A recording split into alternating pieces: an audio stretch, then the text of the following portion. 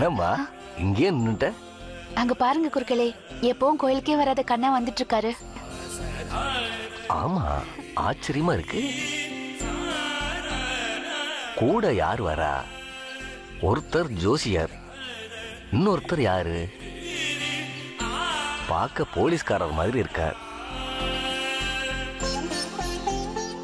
வா கண்ணா, என்ன கோயிலுக்குலாம் வந்திருக்க? நானும் அக்காவும் அப்பாவை பார்க்க ஜெயிலுக்கு போயிருந்தோம். சார் தான் ஜெயிலர் சந்தோஷ்குமார். நம்ம ஊர் கோயிலை பார்க்கணும்னு ஆசைப்பட்டார். அவர் வண்டியிலேயே கூட்டிட்டு வந்து அக்காவை வீட்டுல விட்டுட்டு நாங்க கோவிலுக்கு வந்தோம். அப்படியா? வணக்கம் சார். வணக்கம்மா. கண்ணன், இவங்க தான் எங்க ஊர் பிரசிடென்ட் ஐயா பொண்ணு. பேரு ரஞ்சினி. அப்படியா? இவர் தான் இந்த கோவிலோட ஆஸ்தான குருக்கள். வணக்கம் சாமி. நமஸ்காரம். சாரை பார்த்த உடனே போலீஸ்காரராக தான் இருக்கணும்னு தெரிஞ்சுட்டேன். கோயிலுக்கே வராத கண்ணனை கூட்டிட்டு வராரு, ஏதாவது பிரச்சனையோ என்னமோன்னு பயந்தேன். முதல் தடவையா எங்க ஊர் கோயிலுக்கு வந்திருக்கேள். அந்த ஈஸ்வரன் தான் உங்களை அழைச்சிட்டு வந்திருக்கான். நீங்க இங்க வந்ததுல எங்க எல்லாருக்கும் ரொம்ப சந்தோஷம்.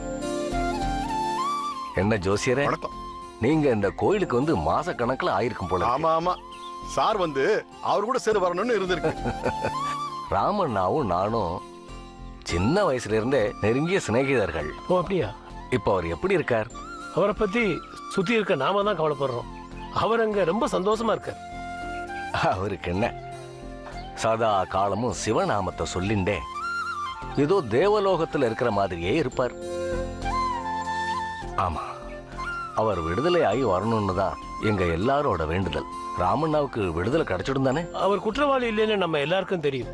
ஆனா அதை சட்டப்படி நிரூபிச்சு அவரை வெளியில கொண்டு வரணுமே. நம்ம எல்லாருடைய பிரார்த்தனையினால அதுக்கு ஒரு நல்ல வழி கிடைக்கணும்னு நம்ம நம்புவோம். ராமண்ணா சீக்கிரமே விடுதலை ஆயிடுவார்னு எனக்கு நம்பிக்கை இருக்கு. சரி வாங்க, ரசமணீஸ்வரரை தரிசனம் பண்ணுங்க. வாங்க. கண்ணா வாப்பா. இல்ல, நான் இங்கே இருக்கேன், நீங்க போயிட்டு வாங்க. சரி வாங்க சார். சரி.